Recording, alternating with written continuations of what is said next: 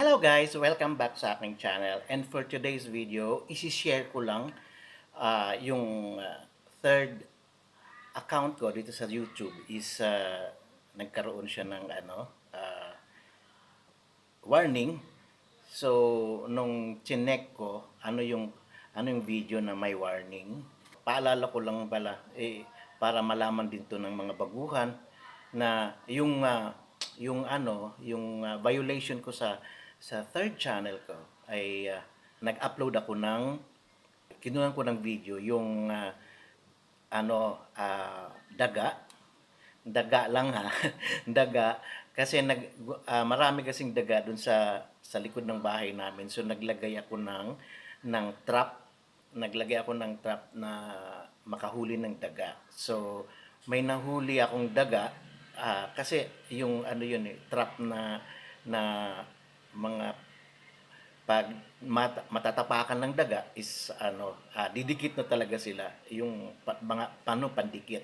So yun, kinunan ko ng picture yung daga. So yun, after ilang months, ayun nga, nung January 29 nag-email sa akin si YouTube na lumabag daw ako sa community guidelines ng YouTube. So, nung tiningnan ko, mousetrap, yun ang violation. Sabi ko, oh my God, bakit violation ba yun? Eh, siguro sa yun, sa animal, may cruelty ba yun? So, ang ginawa ko, ipapakita ko sa inyo kung paano natin alisin yung warning. Kasi, ah, within 90 days kung makakagawa ka pa ng violation sa iyong channel, mai-strike ka na. So ang pinadala lang sa akin is warning. So gagawa natin siya ng action paano alisin yung warning dun sa channel mo, dun sa YouTube studio mo. So let's go.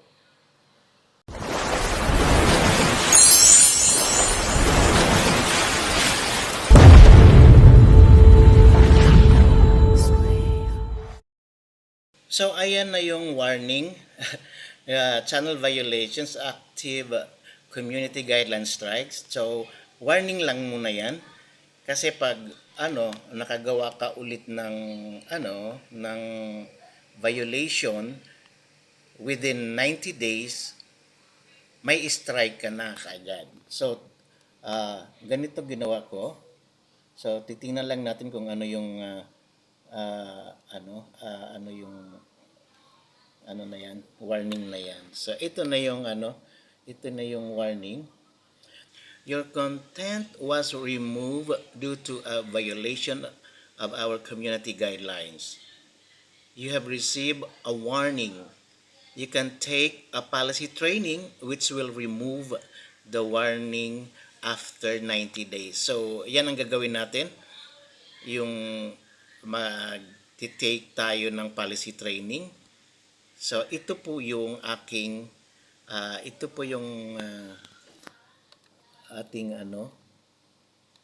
nagawan ko na to ng nag-take na ako ng policy training. So ko lang. Ito yung nakalagay pala if you violate this policy again within 90 days of completing the policy training, you'll get a strike. So, kailangan ingat ka talaga mag-upload. So, hindi ko talaga alam kung bakit daga lang yun pero may strike, may warning ka agad ako. You won't be able to do things like upload, post, or live stream for 1 week. So, yan na punta tayo dun sa ating ito yung aking violation. Ayan siya. Basahin niyo lang. Yeah. This important notifications, community guidelines warning, your content, buti nga, yan, yung hashtag mousetrap was removed due to a violation of our community guidelines. So, gagawan natin to ng action para mawala ito after 90 days itong nakalagay na warning. Ito, ayan, buo na yan, itong buo na to, mawawala na yan, tatanggalin na ni YouTube yan after ng 90 days pag ginawan mo ng action, yung magte-take ka ng policy training. So, ano ba yung policy training? So, ito yun. Magte-take action tayo ano na yan,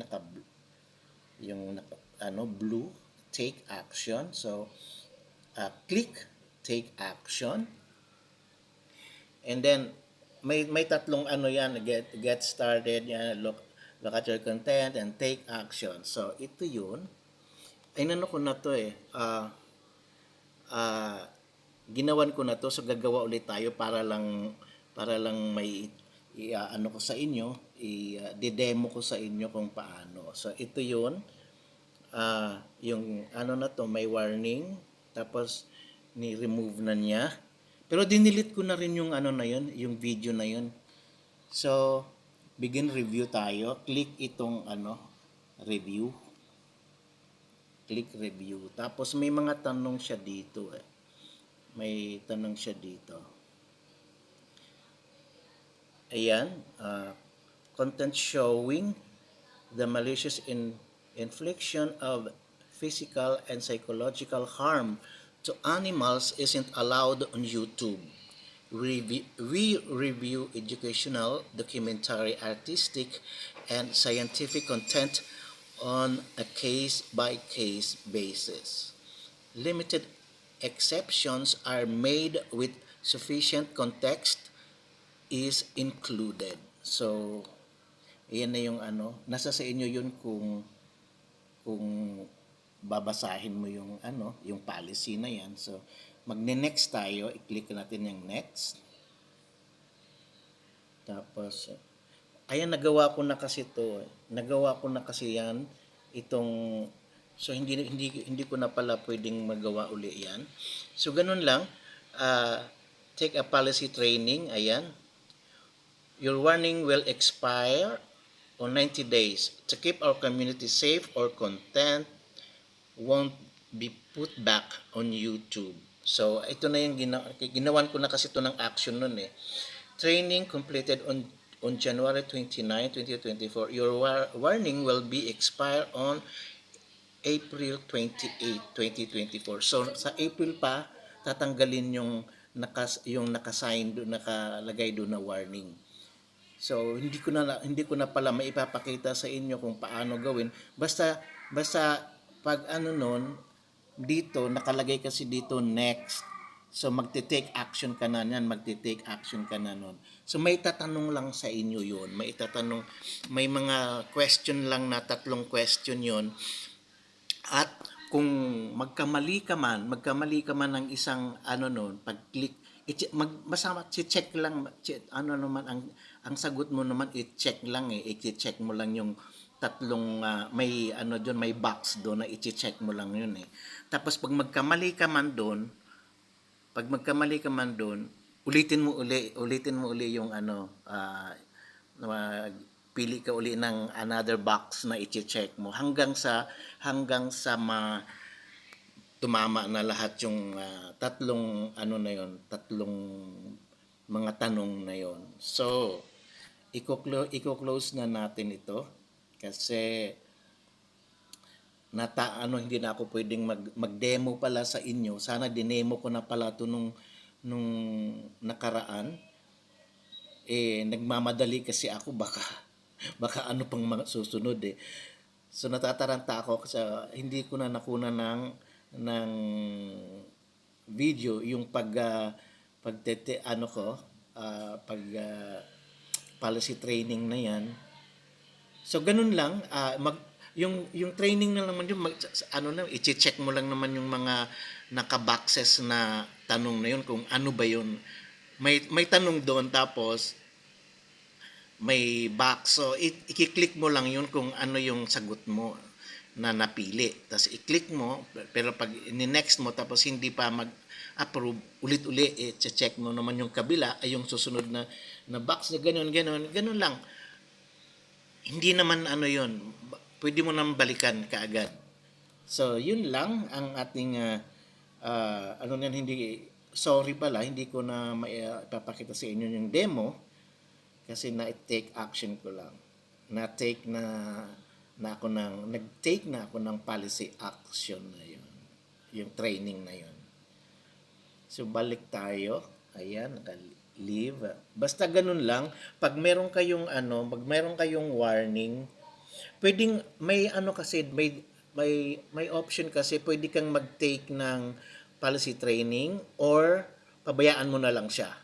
Pero forever na siyang nandiyan dyan ito. Forever mo na siyang makikitang may warning. So, kasi ganun din yung ano, yung sa first channel ko, sa main channel ko, merong ganun. Meron din akong ganyan. So, pinabayaan ko lang siya. So, hanggang ngayon, meron pa rin siyang nakalagay na ano, warning. Hindi na yan maaalis yan. Forever na yan na nandiyan dyan, nakadikit. Forever mo na makikita yan. Pero na itong third channel ko, may warning ako. So, mawawala yan ngayong April 28. Mawawala na to kasi nga nag-take ako ng ah, policy training. So, ayan. Pero pag kayo naman wag naman sana kayong matulad sa channel ko, may warning, no? So, may notification na important notification. Tapos, i-click nyo lang itong take action. Ayan, i-click nyo lang yung take action na yan. Tapos, ayun na, mag-aano na kayo ng katulad ng ginawa natin kanina. Ganito, ayan, mga ganyan. So, next mo lang siya ng minutes. I-close na yan. Ganun, no? Sa start niyan, ganun siya.